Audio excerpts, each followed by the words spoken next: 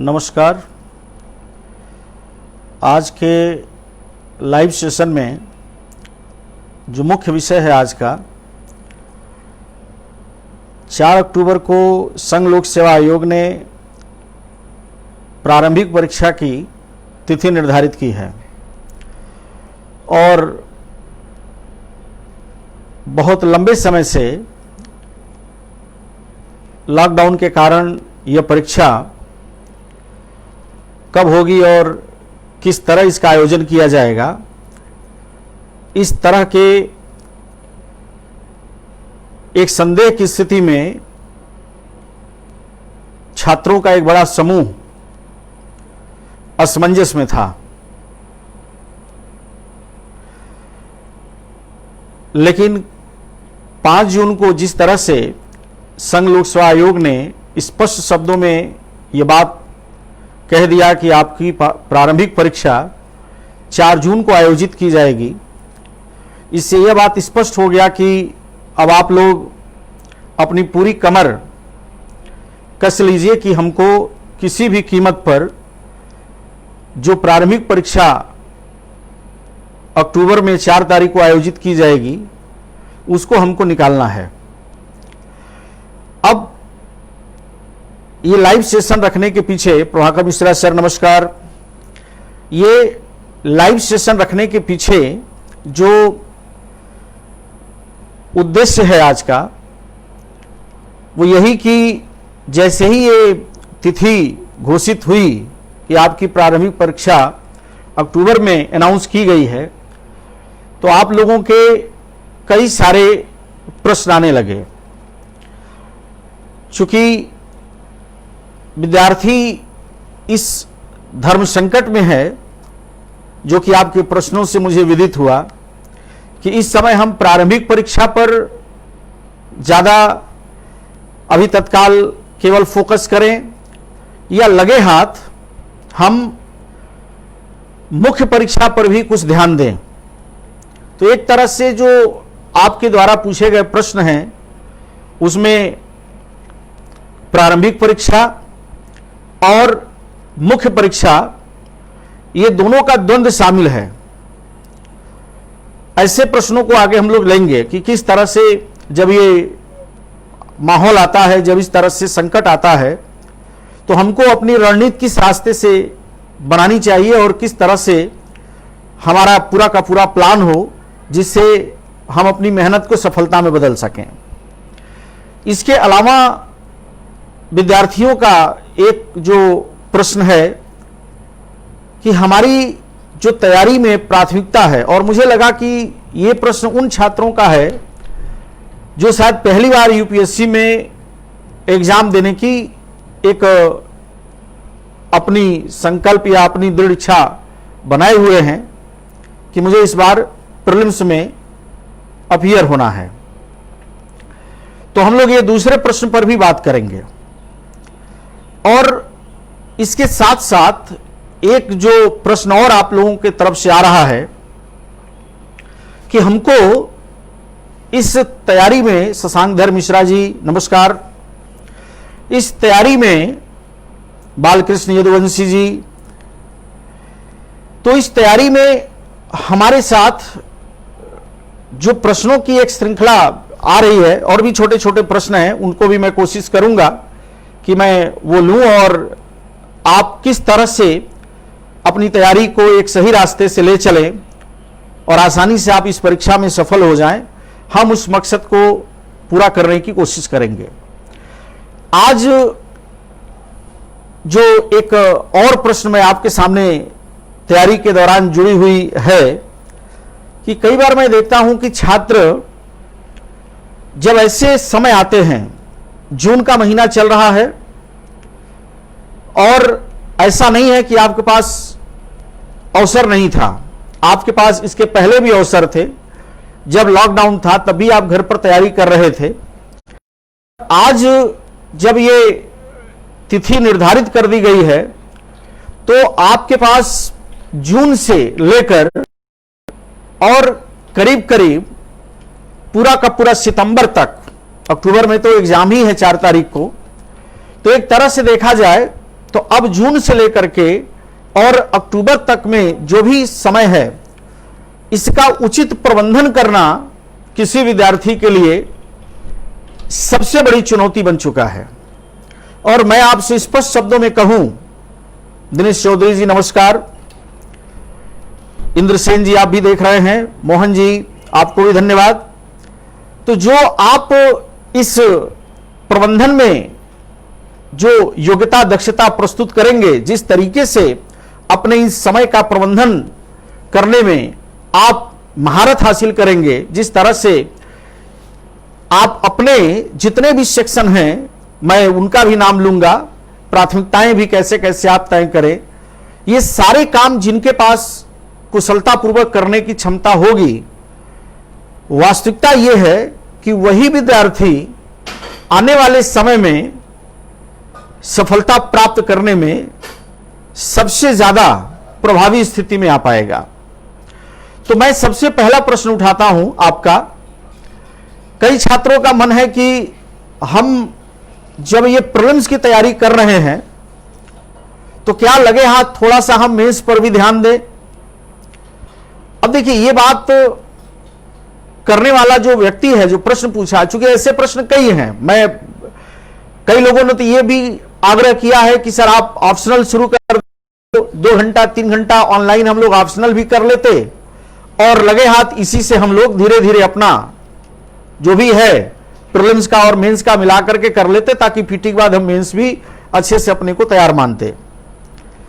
लेकिन मेरा यहां पर यह कहना है आपसे कि जिनके प्रीलिम्स की तैयारी में अच्छी स्थिति है, मुझे नहीं मालूम, आपने प्रश्न भेजा कि आपके बाकी सेक्शन जो प्रीलिम्स में आने वाले हैं क्वेश्चन के रूप में, उन सेक्शन पर आपने कितनी मास्टरी किया हुआ है।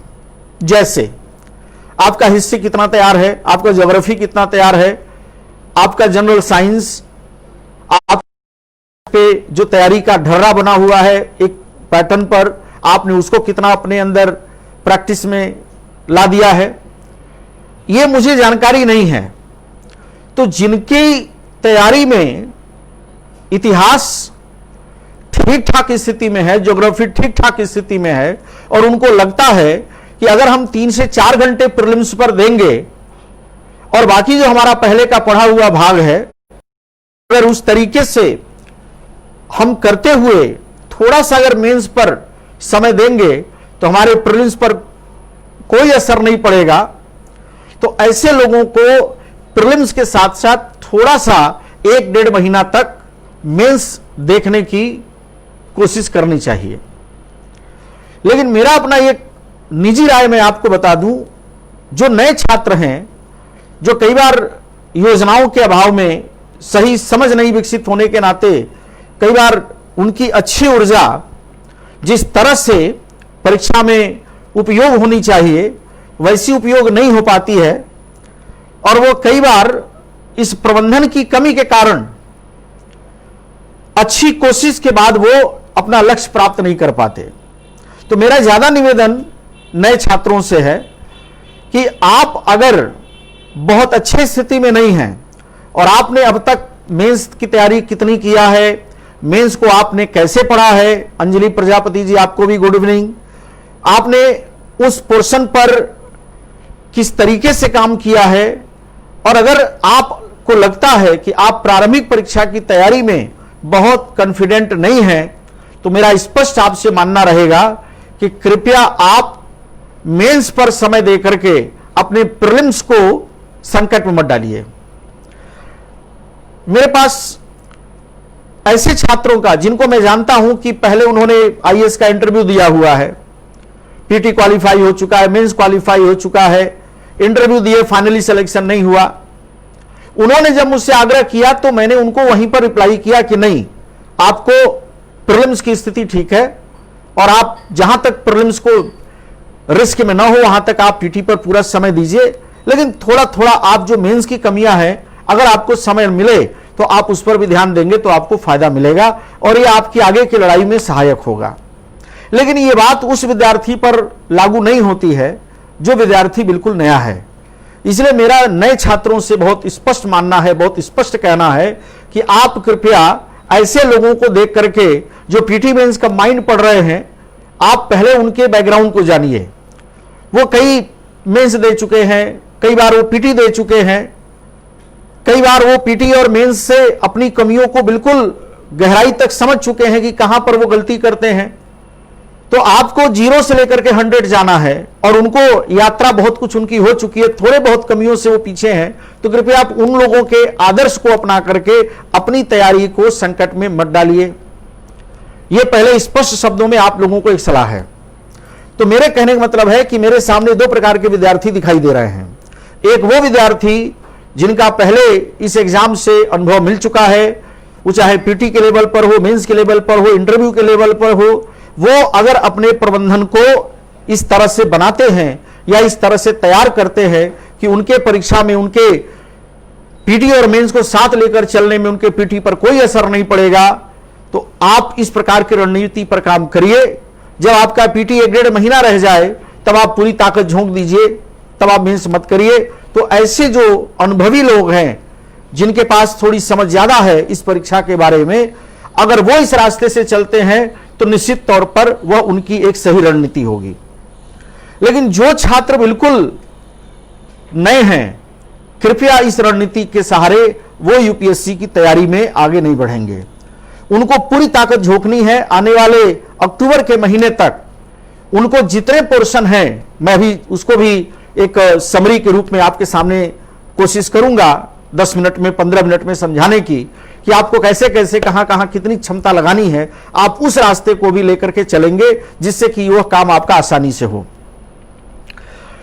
दूसरा जो प्रश्न हमारे सामने आ रहा है या लगातार आपको एक प्रश्न के रूप में मन में एक विशाल असमंजस को पैदा कर रहा है कि हमारी रणनीति प्रबंधन कैसी हो, हम किस प्रबंधन से लेकर के चीजों को चलें।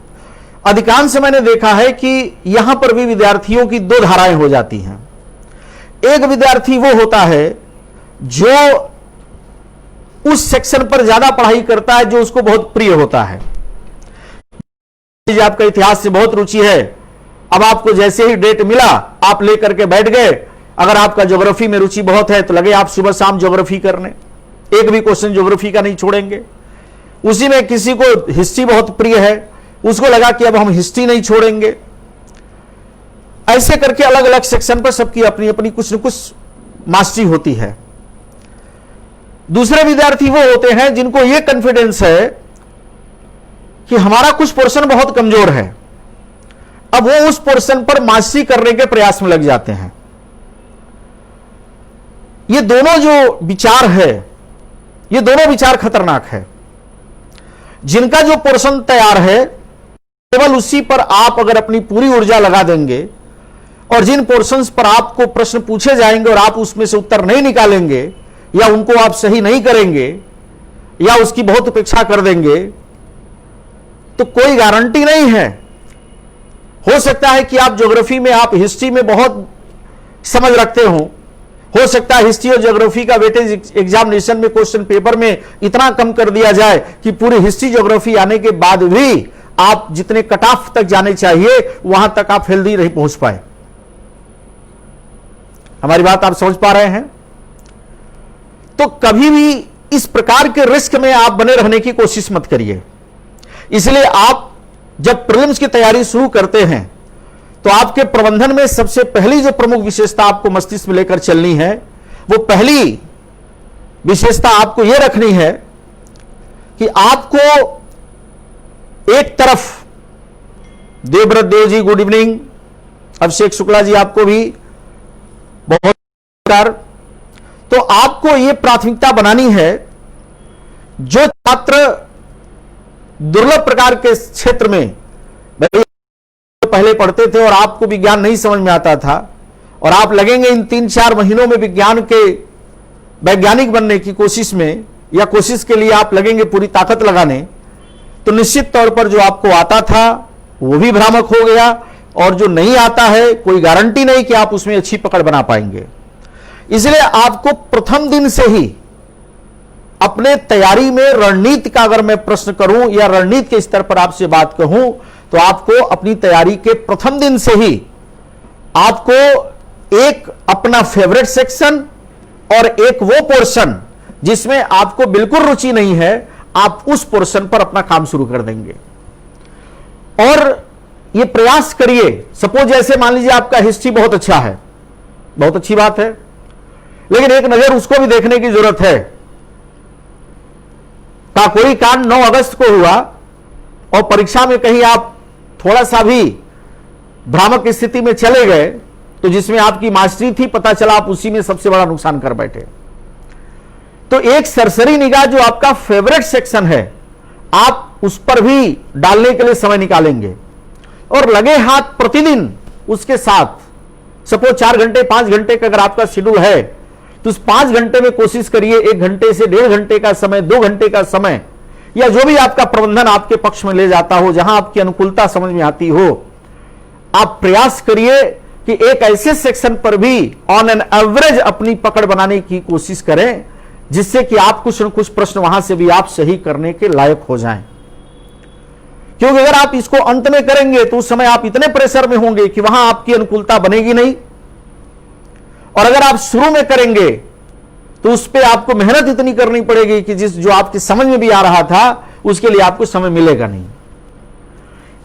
संघ लोक सेवा आयोग सिविल सर्विस की तैयारी में बार बार एक शब्द प्रयोग होता है कि यह एक स्केल्ड एग्जाम है, एक पैमाने पर चलने वाली व्यवस्था है। तो इस स्केल का मतलब यह नहीं है कि कुछ नंबर प्राप्त करना और कुछ नंबर न प्राप्त करना, इससे नहीं मतलब है इसका, वो तो है ही है एक अपनी जगह पर। उससे ज्यादा जरूरी यह है कि आपको अपने तैयारी में विविध प्रकार के सेक्शन से सामंजस्य बनाते हुए, रुचिकर हो अरुचिकर हो, ज्यादा क्वेश्चन वाला हो कम क्वेश्चन वाला हो, जिसकी जहां जितनी जरूरत है, आप अपनी तैयारी के दौरान प्रयास करिए कि हर सेक्शन को एक नजर देख लें आप, जिससे कि कम से कम वहां के कठिन प्रश्न तो ना हो पाए, चलिए आप उसकी तैयारी नहीं कर पाए, लेकिन अगर साधारण प्रश्न वहां से आए तो आपका कम से कम सही हो जाना चाहिए। तो मुझे लगता है कि आपका एक प्रश्न जो बहुत ज्यादा पूछा गया है वो था कि मेंस और पीटी को लेकर कैसे चलें, तो उस पर भी मुझे लगता है कि आपका माइंड बिल्कुल क्लियर है कि वही लोग मेंस साथ लेकर के चलेंगे जिनका पीटी का अच्छा खासा अनुभव है, या जिनके पास प्रीलिम्स निकालने के लिए जो कुछ भी तैयारी में बड़ी जिम्मेदारियां निभा करके प्रीलिम्स के अच्छे क्वेश्चन 60-65 तक पहुंचाने की उनकी क्षमता है, जाने में आप सक्षम हैं, योग्य हैं, तब तो आप उस कार्य को करेंगे। अदरवाइज अगर आपके पास उतनी क्षमता नहीं है तो आप कृपया मेंस को अब दरकिनार करिए, जो भी हालत थी जैसी भी थी उसको दरकिनार करिए और अपनी पूरी ताकत आप केवल और केवल पीटी पर लगाइए। दूसरा प्रश्न जो आपका था कि ज्यादा हम किस रास्ते से तैयारी को शुरू करें, पढ़ा तो आपने सब है, अब उसी में शिकायत आती है आपकी कि मेरा इतिहास बहुत तैयार है तो मेरा ज्योग्राफी बहुत तैयार है। उसी में किसी दिन आप ये भी क्या करते हैं कि मेरा ये पोर्शन बिल्कुल तैयार नहीं है। तो अब आपको यह समझना है कि हमारे लिए परीक्षा में क्वेश्चन मायने रखता है।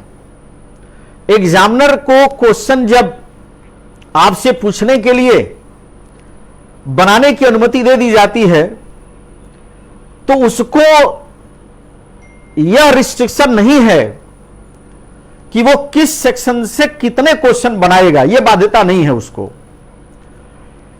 किसी पोर्शन को बढ़ा सकता है, किसी पोर्शन को घटा सकता है। तो ऐसे स्थिति में आप प्रयास करिए कि जिसमें आपकी रुचि ज्यादा है। सिद्धार्थ पाठक जी, आपको भी नमस्कार। जिसमें आपकी योग्यता ज्यादा है, जिसमें आपकी समझ ज्यादा है, जिसमें आपको लगता है कि आप बहुत अच्छे कंडीशन में हैं, आप उनसे प्रयास करिए कि छोटी सी छोटी भी गलती ना हो। और एग्जामिनर कितना भी डेप्थ में जाकर के क्वेश्चन बनाए को किसी भी कीमत पर सही कर ले। दूसरे पोर्शन पे भी आपको थोड़ा सा मास्टरी बढ़ानी पड़ेगी, जैसे इकोनॉमी है, जैसे आपका कुछ क्वेश्चन साइंस एंड टेक के आते हैं, जैसे कुछ पोर्शन करंट अफेयर्स के हैं। ऐसे तमाम सारे पोर्शन हैं आपकी परीक्षा में जिनके स्वरूप को लेकर के हमेशा एक भ्रामक स्थिति बनी रहती है। तो मेरा निवेदन आपसे यह है कि कृपया जो क्लासिकल पोर्शन नहीं है, जो ट्रेडिशनल सेक्शन नहीं है, जिनमें बदलाव होता रहता है, आप निरंतर उस प्रकार के प्रश्नों की तैयारी में रोज के रोज आप अपना एक समय उस पर देंगे। वो चाहे जनरल साइंस हो, चाहे कुछ क्वेश्चन आपके साइंस एंड टेक के भी आते हैं करंट अफेयर से रिलेटेड, कुछ क्वेश्चन आपके इंटरनेशनल इवेंट से भी आते हैं। तो ये सब चीजें भी आप अपने साथ धीरे धीरे अपने ट्रेडिशनल पोर्शन के साथ साथ तैयार करने में अनवरत एक संयोजन बना करके चलेंगे। तो मुझे लगता है कि जो प्रश्न आपका है जटिलता के साथ, किसी एक पर बल देने से ज्यादा अच्छा है कि आप कोशिश करिए दो का। अब यहां पर एक तीसरी बड़ी गलती भी आप करते हैं। आप कई बार लोग कहते हैं यूपीएससी की तैयारी एकदम समुद्र की यात्रा है, आप एक किनारे चले और दूसरे छोर पर पहुंचना है। मैं आपके किसी बात से असहमत नहीं होना चाहता, आपके अपने विचार हैं, आपको हर तरीके की बात और कोई भी बात कभी गलत नहीं होती है, वो केवल परिस्थितियां तय करती हैं कि किस परिस्थिति में कौन सी बात ज्यादा तर्कसंगत है। इसलिए बात से ज्यादा किस परिस्थिति में बात कही गई है, जब आप उसके साथ उसका संयोग करेंगे, उसका समायोजन करेंगे, तब आप समझ पाएंगे कि किस बात का क्या वास्तविक अर्थ है, क्या वास्तविक मतलब है। यहां पर जो मैं नई बात आपसे कहने जा रहा हूं, तैयारी करने में एक बड़ा वर्ग है विद्यार्थियों का जो लगातार नोट्स बनाता है, लगातार किताबें पढ़ता है, लगातार स्टडी मटेरियल दोहराता है, लगातार जो भी टीचर के आजकल आपने एक नए नए तरीके का यूट्यूब के माध्यम से या क्लास में आप करते थे कभी तो उसका रिकॉर्डिंग कर लेते थे, ये सब आप अच्छे से कर चुके हैं या लगातार कर रहे हैं। लेकिन इसमें सबसे ज्यादा खतरनाक स्थिति कब आती है, जब आप कोई अपना नोट्स बनाए, आपने कुछ भी पढ़ा, कुछ भी सुना, कुछ भी जाना और आपने फाइनली जो कुछ अपना रिटन वर्क किया हुआ है, आपने अपना कुछ भी रिटन तैयार किया हुआ है, अगर आपने उस रिटन वर्क को एक निश्चित समय के बाद बार बार उसको रिवाइज नहीं किया, उसको आपने एक पैटर्न में सेट करने का प्रयास नहीं किया, तो आप देखेंगे कि आप उस चीज को जानते हैं, परीक्षा वाले दिन आप उस चीज को जानते हैं, लेकिन पिक्चर धुंधली दिखाई देती है। आपको लगेगा शायद ये भी सही है, बी भी सही है, और माइनस मार्किंग का दौर है, और आपकी एक छोटी सी स्मरण में बात की स्पष्टता के अभाव के कारण हो सकता है कि आपका प्रश्न दोहराने की कमी से गलत हो जाए। आप किसी को जानते ही नहीं हैं, वो एक अलग प्रकार की समस्या है। लेकिन जो आपकी कॉपी में था, आपके नोट्स में था, जिसका कि आपने संग्रह किया था, जिसको कि आपने तैयार किया हुआ था, जिसको कि आपकी कॉपी के दूसरे पन्ने पर, तीसरे पन्ने पर, चौथे पन्ने पर जगह मिली हुई थी, आपने बड़े अच्छे शब्दों में लिखा था, लेकिन उसका सही बार बार रिवीजन के अभाव के कारण आप उस प्रश्न को सही नहीं कर पाए। तो मेरा आपसे व्यक्तिगत सलाह यही है, आपके प्रश्न के अलावा इतर ये जो विशिष्ट बात आपके लिए मैं जरूरी मानता हूं, ये यही है कि आप जो कुछ भी तैयारी के क्रम में करें, जो भी प्रयास अपना बढ़ाएं, प्रयास करिए कि आप उन प्रश्नों को जो निकालना चाहते हैं, उससे जुड़े हुए जो कुछ भी तथ्य या जो भी आपने कंसेप्ट या जो भी आपके पास आर्टिकल, लेक्चर जो कुछ भी है, उसका बार बार आपसे रिवीजन होता रहे। ये जो आने वाला 3 से 4 या 5 महीने का समय है, ये आपके समय में आपकी ईमानदारी से की गई कोशिश, ऐसा हो नहीं सकता कि आपको परिणाम। कई ऐसे विद्यार्थी हैं जो अभी से निराशाजनक स्थिति में आ गए हैं, वो बार बार कह रहे हैं कि पता नहीं सर क्या होगा, ऐसा होगा कि वैसा होगा। मैं बार बार एक चीज दोहराता हूं, क्लास में भी आपसे कहता था, मैं आज फिर उस बात को रिपीट कर रहा हूं कि आपकी ईमानदारी से की गई कोशिश और अपने मेहनत पर भरोसा निश्चित रूप से परिणाम में बदलने के लिए सहायक होगा। यही दो आपके साधन हैं, इससे हट करके तीसरा कोई तरीका नहीं है। इसलिए आप कम से कम उस प्रयास में किसी प्रकार की कमी नहीं रहने देंगे, क्योंकि प्रयास छोड़ करके आपके हाथ में कुछ भी नहीं है। तो अगर प्रयास छोड़ करके आपके हाथ में कुछ भी नहीं है तो फिर आप उस प्रयास में कोई कोताही क्यों बरतेंगे। कुछ विद्यार्थी योग्य होते हैं, कई बार दुर्भाग्य से उनका सिलेक्शन नहीं होता है। आज मैं उस तरह की बात नहीं करना चाहता, बस आप इतना ध्यान रखिए कि आप ये मान करके चलिए कि मेरा सिलेक्शन होगा। वो सकारात्मक ऊर्जा, वो सकारात्मक दृष्टिकोण, वो सकारात्मक इच्छा शक्ति, ये समस्त जो कुछ भी है आप कृपया उसको अच्छे से बनाए रखिए और अपनी तैयारी में क्रमबद्धता का ध्यान, दो कम से कम मिनिमम सेक्शन को एक साथ लेकर चलने की कोशिश, एक निश्चित समय में अपने पोर्शन को समाप्त करने के लिए आपका प्रयास, ये अगर सारी चीजें ईमानदारी पूर्वक परीक्षा के समय तक कर ली जाती हैं तो मुझे उम्मीद है कि आप जो कुछ भी तैयारी में मेहनत किए होंगे, प्रश्न में जो कुछ भी आएगा आप उसकी गणना करके उसका अपनी समझ, अपनी स्मरण के आधार पर कुछ न कुछ अपने पक्ष में कर लेंगे और निश्चित रूप से वो सफलता में आपको दिखाई देगा। एक प्रश्न आपका और भी आया है और बड़ा हैरानी करने वाला वो प्रश्न है, और मुझे लगा कि ये प्रश्न निराशा से भरा हुआ प्रश्न है। प्रश्न ये है कि हम लोग जिस तरह से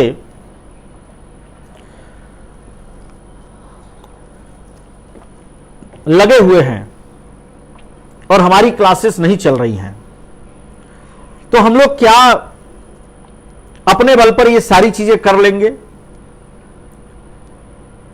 इस प्रश्न का उत्तर मैंने अपने सबसे पहले वीडियो में दिया हुआ है और मैं फिर रिपीट कर रहा हूं आपको इस बात को। इस प्रश्न पर मैं ज्यादा चर्चा आज नहीं करूंगा। अगर आप प्रयास करेंगे और अगर आपने संकल्प ले लिया है कि हमको इस परीक्षा को निकालना है, तो आपने अब तक जो कुछ भी किया हुआ है, ऐसे ऐसे लड़कों ने फाइनल सिलेक्शन लिया है, मैं मानता हूं कि संख्या कम होती है, जिनकी आर्थिक, सामाजिक या पारिवारिक पृष्ठभूमि बिल्कुल वैसी नहीं होती है कि वो यूपीएससी जैसे एग्जाम में सफलता ले सकें। कारण उसका मैं स्पष्ट कर दूं आपसे, कारण एक लाइन का है कि उनकी इच्छा शक्ति में नकारात्मकता नहीं है। इसलिए आपसे मेरा निवेदन है, अब वो भरोसा आप अपने दिमाग से निकाल दीजिए कि कोई नई बात आपके साथ कोई होने वाली। हां, अगर कोई सहायता, सहयोग या कुछ भी आपको प्राप्त होता है, कोई मदद करे, कोई सहायता दे, या कोई आने वाले समय में कोई क्रैश कोर्स वगैरह जैसी कोई बात चले या कहीं से आपको लाभ मिले और वो अगर उसमें गुणवत्ता दिखाई दे, मैं ये नहीं कहूंगा चले और आप जाके आंख बंद करके ज्वाइन करिए, नहीं, अगर उसमें गुणवत्ता दिखाई दे तो आप निश्चित रूप से उससे जुड़िए। अभी बालकृष्ण यदुवंशी जी का प्रश्न है कि सर करंट अफेयर्स कब तक का पूछेगा। देखिए, वैसे तो करंट अफेयर्स आप ये मान करके चलिए कि प्रीलिम्स के एग्जाम के एक महीना पहले तक के पूछे जाने की पूरी संभावना है, लेकिन मुख्यतः जो आपके तैयारी करने का क्रम है उसमें करिए कि जो पिछला पीटी हुआ था उस पीटी से लेकर के और इस पीटी के बीच में जो भी मुख्य बातें हैं आप उनको सरसरी निगाह जरूर देखिए, क्योंकि ये कहना कोई भी जिद में या प्रतिष्ठा में या आवेश में आके कोई कह दे नहीं यहां से यहां तक ही पूछा जाएगा, इस तरह की बात कहने के पीछे कोई आधार नहीं है। इसलिए मेरा आपसे निवेदन है कि एक लाइन आप ध्यान रखिए, वो ये कि पिछला प्रीलिम्स के बाद से लेकर के और होने वाले प्रीलिम्स के 1 महीना पहले तक जो कुछ भी आपके पास सूचनाएं संग्रहित हो सकती हैं, और खास करके जो बड़ी सूचनाएं हैं, आप नहीं छोटे सूचनाओं में जा सकते हैं, अगर चले जाएंगे तो बहुत अच्छी बात है, लेकिन प्रयास ये करिए कि कम से कम बड़ी सूचनाएं जितनी भी हैं, आप उन सभी सूचनाओं के इर्द गिर्द अपनी एक संकल्पना, अपना एक फैक्चुअल तथ्यात्मक संग्रह, ये सब सारी चीज आप जरूर कर लें। तो मुझे लगता है कि कम से कम इतने दिनों का आपके पास एक समझ होना चाहिए। एक प्रश्न और आपके द्वारा पूछा गया है, वो प्रश्न ये है, बेसिकली आज का सेशन जो लेट हुआ है वो आप लोग इतने बड़े बड़े प्रश्न लिखते हैं, पूरा मतलब 10-10 लाइन में, 15-15 लाइन में, और बात का निचोड़ रहता है 1 लाइन में। और इससे मुझे यह समझ में आता है कि सीसेट के पोर्शन में जो आपका कंप्रीहेंशन का चैप्टर है वो बहुत कमजोर है आपका। आप जो बात रहे उसको सटीक शब्दों में कहा करिए, 1 लाइन 2 लाइन, हार्डली 3 लाइन, ठीक है। कबीरदास ने कहा कि 2.5 आखर से पंडित होए। कबीरदास ने नहीं कहा जो 2.5 आखर लिखे वो भी पंडित होए। तो मेरे तरफ से तो आपको यही निवेदन है कि कम से कम शब्दों में अपनी बात कहने की एक कला आपको विकसित करनी चाहिए। और आपका मैं लगातार पढ़ रहा था और आप इतने लंबे लंबे क्वेश्चन लिखे हैं और संदर्भ लगभग सबका मिलाजुला कर एक ही प्रकार का है। उसमें एक प्रश्न जो आपका है, और वो प्रश्न मतलब कमोवेश कई लोगों का है, ज्यादा संख्या गिनती तो नहीं है मेरे पास, लेकिन कई लोगों का है। प्रश्न यह है कि सीसेट के पेपर में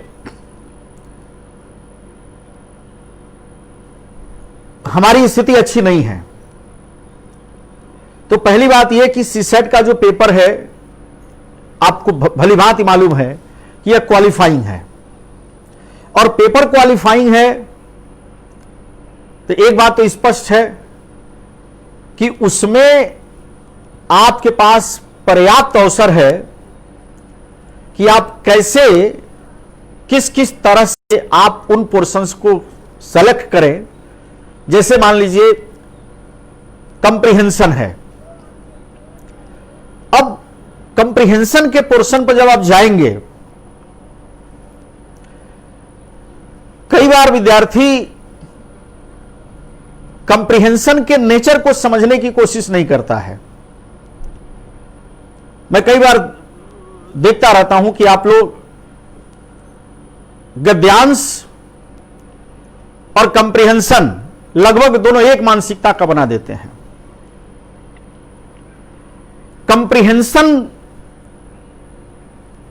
के 3 भाव हैं। कमेटी के रिकमेंडेशंस में जब आप जाएंगे तो कंप्रीहेंशन के प्रश्न पूछे जाने के पीछे उनकी मंशा क्या है,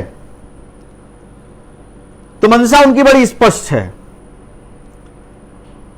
आप अधिकारी बनेंगे तो आपके सामने 3 प्रकार के लोग आएंगे, और वही 3 मानसिकता का एक निर्माण अपने दिमाग में आपको करना है।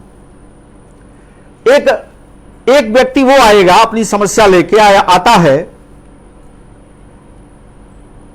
जिसकी समस्या जटिल है लेकिन उसके पास अभिव्यक्ति के लिए शब्द नहीं है, वो अपनी बात ठीक से कह नहीं पाता, वो टूटे फूटे शब्दों में कहता है।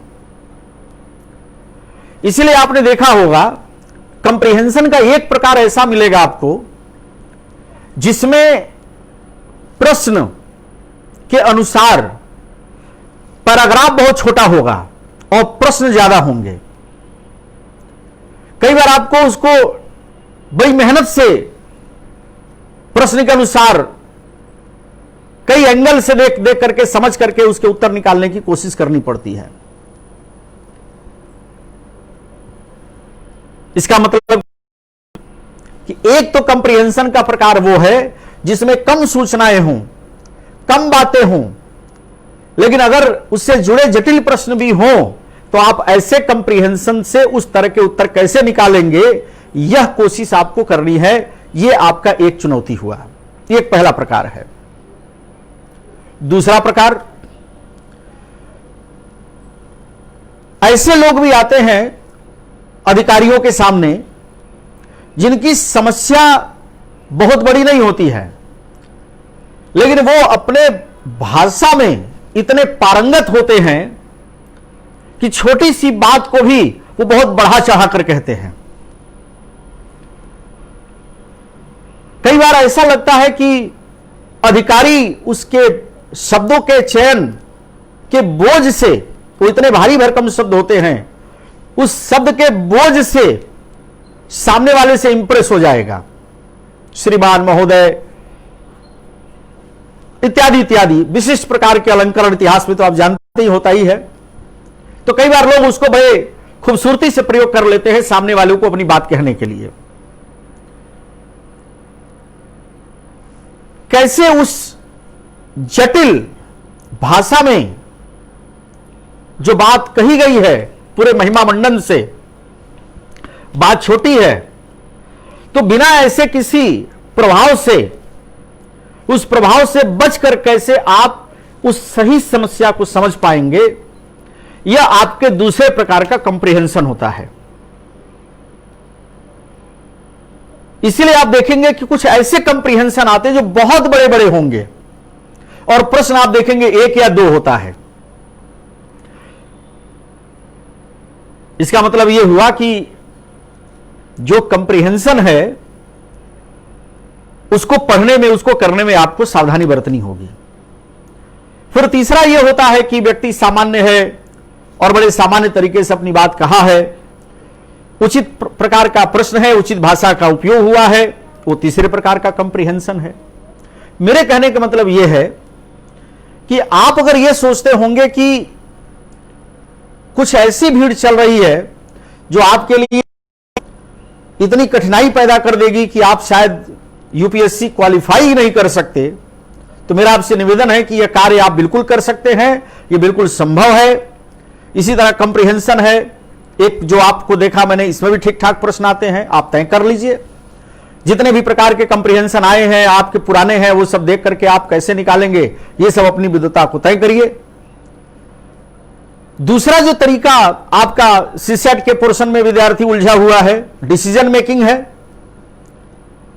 अब किस परिस्थिति में कौन सा निर्णय लेना चाहिए, और खास करके सिविल सेवा की तैयारी करने वाले विद्यार्थी को तो मुझे लगता है कि तैयारी के दौरान जिस तरीके से वो घर से निकला, कमरा लिया, किसी तरह से भोजन कर रहा है, किसी तरह से, तो परिस्थिति अनुसार उसको एक सब चीजें प्रैक्टिकली बहुत समझ में आती हैं।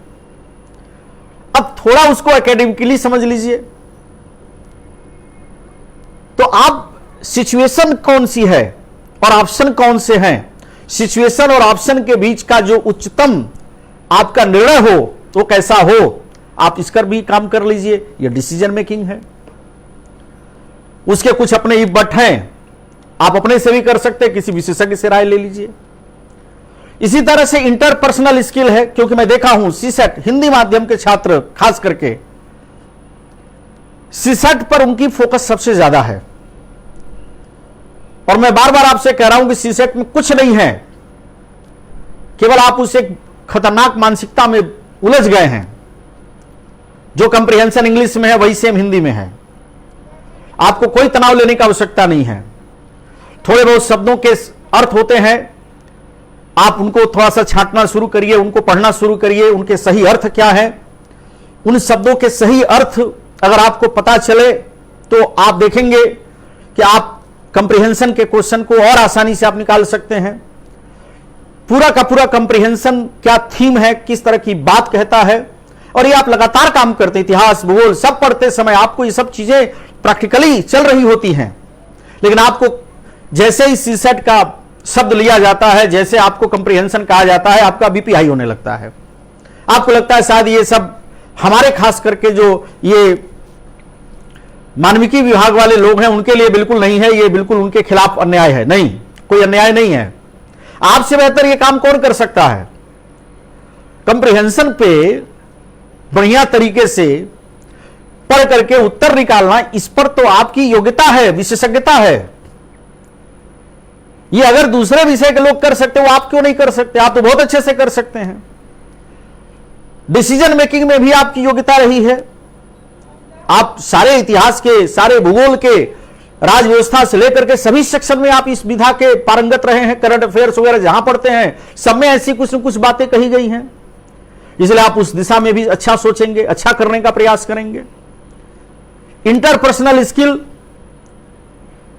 जब आप अंतर व्यक्ति कौशल, मतलब किसी कार्य को करने के दौरान जब आप किसी को किसी से जोड़ते हैं और किसी कार्य को करने के दौरान किस किस सोपान, किस किस पदक्रम, किस किस प्रकार के लोगों के समायोजन से एक जगह की बात दूसरे जगह से तीसरे जगह, ये तमाम प्रकार की प्रक्रियाओं का जो एक व्यवस्थित समायोजन करके कोई कार्य करने की रणनीति बनाई जाती है, तो उसमें कौन से भाग को किस प्रकार से प्रयोग करना है और कैसे सूचनाओं का आदान प्रदान करना है, कैसे कौन व्यक्ति महत्वपूर्ण है, सूचनाएं गलत होने पर क्या होता है, सूचना गलत कैसे होती है, ये सब काम करना है। ये सब आपको बिल्कुल मस्ती के साथ करना है।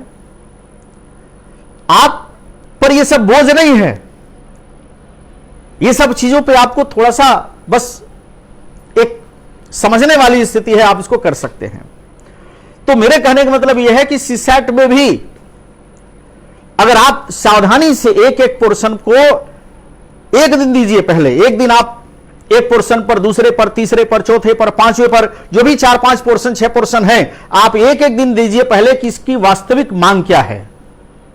और आप देखेंगे कि उस वास्तविक मांग की जब समझ आपको होने लगेगी तो बहुत सारे प्रश्न मांग की समझ होने के आधार पर आपको प्रश्न की वास्तविक समझ क्या है, प्रश्न क्यों पूछा गया है, प्रश्न में एग्जैक्ट क्या थीम है, यह सब आपके पकड़ में आने लगेगा।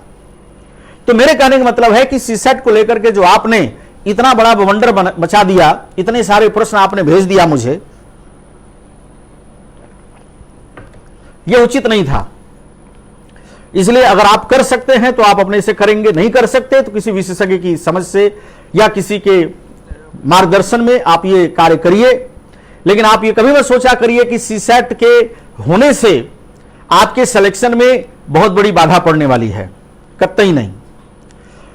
इसी तरह से एक प्रश्न और आपका आया हुआ है, लगे हाथ में उसको भी आपसे चर्चा कर दूं। कई लोगों का यह मानना है कि हम जो तैयारी में बहुत कुछ कर रहे हैं उसमें हमारा कॉन्फिडेंस नहीं आता है।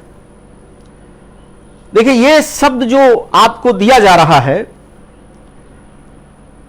जीवन के किसी भी पड़ाव पर आपको कभी भी यह नहीं लगेगा कि मैंने यह काम कर दिया तो इसका मतलब मैंने सबसे बेहतर कर दिया।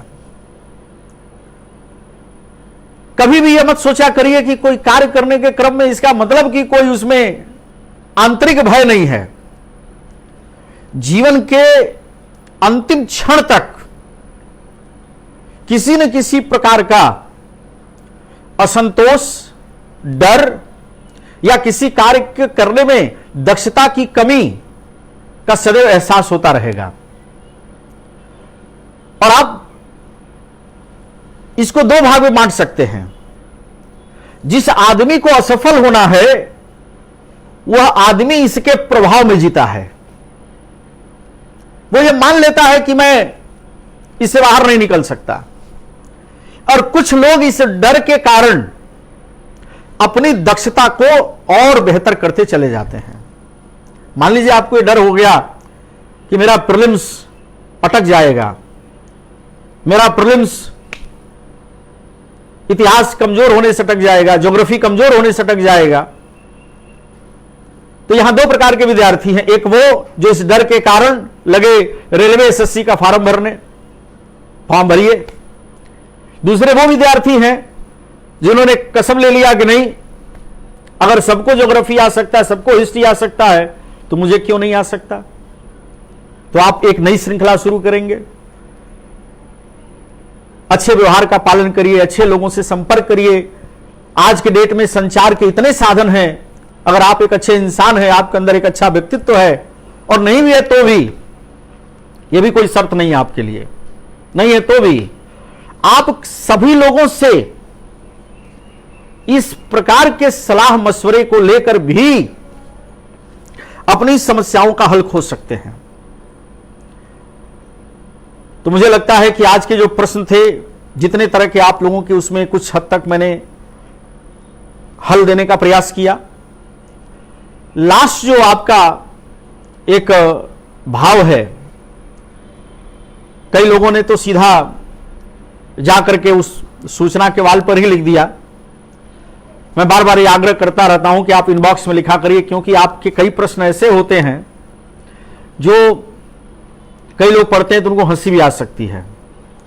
अब जिनको हंसना है उनको हंसने दीजिए, आपका प्रश्न छोटा हो या बड़ा हो, जो व्यक्ति प्रश्न करता है सदैव उसके लिए वो प्रश्न बड़ा होता है, और मैं उस प्रश्न को उसी के दृष्टिकोण को ध्यान देकर के पढ़ता हूं, और उस प्रश्न के समाधान से जो कुछ भी आपकी सहायता हो सकती है, आप सफलता में अगर कहीं पर भी इन चीजों से बाधा है तो हमारा प्रयास है कि उसका हल आपको मिलना चाहिए, और आप उसके बल पर अगर कुछ कर सकते हैं तो जरूर आप कुछ करें।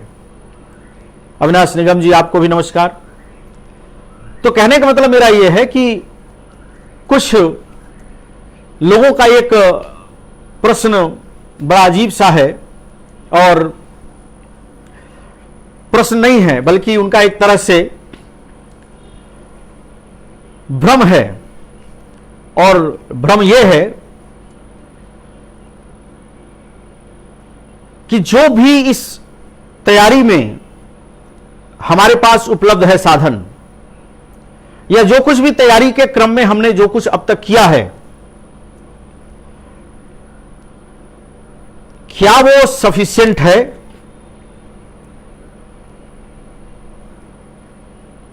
और कई लोगों ने यहां तक पूछा है कि मुझे कुछ किताब बताए जाएं कि अभी भी अगर कुछ किताबें हों जिसको हम पढ़ें और हम बेहतर कर सकें।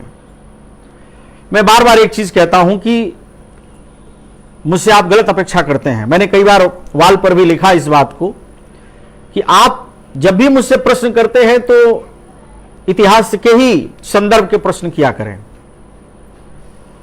क्योंकि मैं इतिहास के अलावा और किसी विषय पर आपका मार्गदर्शन नहीं कर सकता।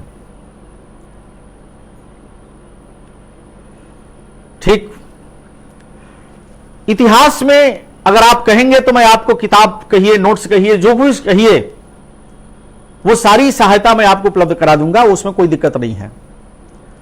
लेकिन जिस पोर्शन में आप मुझसे अपेक्षा कर रहे हैं, ज्योग्राफी है, पॉलिटी है, इकोनॉमी है, ये सब मेरी क्षमता के बाहर की चीजें हैं। ये न्याय संगत नहीं है। आप कल्पना करिए, मैं ही अगर इकोनॉमी बताने लगा, मैं ही ज्योग्राफी बताने लगा, मैं ही बताने लगा, इसका मतलब मुझे भी कुछ नहीं आता है। इसलिए जो जिसका विशेषज्ञता से काम करता है, आप उसका सही आकलन करना, उसके बारे में सूचनाएं लेना, और ये सब के बाद फिर उससे जो कुछ भी मिल सके आप उसको अगर जरूरत है तो। लेकिन आपके प्रश्न में जो गूढ़ता है वो ये कि सफिशिएंट है कि नहीं है, जो भी आपके पास उपलब्ध है, यह तय कौन करेगा? यह तय ना मैं करूंगा, ना ये तय कोई पड़ोसी करेगा, ना कोई आपका सीनियर करेगा। सिलेबस आपके पास पड़ा है, प्रश्न जो पूछे गए हैं पिछले 10 साल के, वो सारे के सारे क्वेश्चन बैंक आपके पास उपलब्ध हैं, और जो भी आपके पास मटेरियल क्लास अब तक हुआ है या कहीं आपने कुछ किया है, ये सब कुछ आपके पास पर्याप्त मात्रा में उपलब्ध है।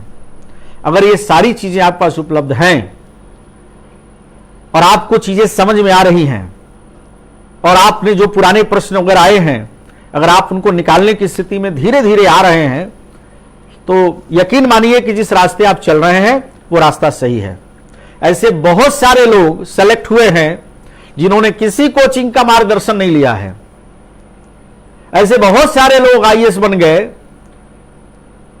जो ऐसी पृष्ठभूमि के थे जहां पर उनके लिए अनुकूल किताब छोड़िए, उनको उचित बताने वाला कोई नहीं था। उनको मार्गदर्शन किसने किया? वो पूछे जाने वाले पिछले साल के जो प्रश्न थे उसको देख करके, उसको पढ़ करके लोगों ने तय किया कि नहीं, ये अगर हल हो रहा है तो इसका मतलब मेरी तैयारी सही दिशा में जा रही है। तो मुझे लगता है कि आज के सेशन को इन्हीं सारी बातों के साथ मैं समाप्त करूं। इश्यू डी बिल्कुल आएंगे, ठीक है। अभिषेक शुक्ला जी, हां कुछ भी पढ़िए जिससे आपका प्रश्न निकलता है। आप यहां पे स्पेसिफिक किसी का नाम लेना ठीक नहीं है, बट यह है कि जिससे आपका प्रश्न निकलता है, जिससे आपके क्वेश्चन सॉल्व हो जाते हैं, वो सारे के सारे साधन मददगार हैं। अगर कोई एक टीचर या कोई एक किताब या कोई एक नोट्स अगर सिलेक्शन में सफिशिएंट होता तो फिर ये सारे जो भ्रामक और विवादित स्थितियां हैं वो शायद समाप्त हो गई होती। विकास बंबू जी भी, आपको भी धन्यवाद। इसलिए मेरा आपसे निवेदन है कि आप लोग अपने रास्ते से फिर चल पड़िए, और मेरा निवेदन है यही रहेगा आपसे बार बार कि 55-60 क्वेश्चन के बीच में आपका फाइनल सिलेक्शन का कट ऑफ आता है। अगर इतिहास को उठाएंगे 18-20 क्वेश्चन के आसपास वहां से मिलेगा। बहुत खराब प्रदर्शन करेंगे तो 15-17 तक पहुंचा लेंगे। ज्योग्राफी, पॉलिटी, इकोनॉमी, ये सब तय कर लीजिए। सब में आप अपने कुछ कोर सेक्शन डिसाइड कर लीजिए और इन सब के आधार पर फाइनल अपना पिक्चर तैयार कर लीजिए। ये सारे काम करने के लिए आपके पास पर्याप्त सफिशिएंट समय है। इसका प्रबंधन करिए। 2 कम से कम सेक्शन प्रतिदिन समाप्त करिए, पढ़िए, और रुचि हो या थोड़ी कम रुचि हो, इन दोनों बातों को सामंजस्य के अंतर्गत लेना है और प्रयास करना है कि हम परीक्षा के पहले पूरे प्रिपरेशन को इस लेवल तक ले जाएंगे कि हमारा पीटी निकल जाएगा। और अगर इस कार्य में आप सफल हो जाएंगे तो हम लोगों का प्रयास सार्थक होगा। इसी के साथ आज के सेशन को हम लोग समाप्त करते हैं। नमस्कार।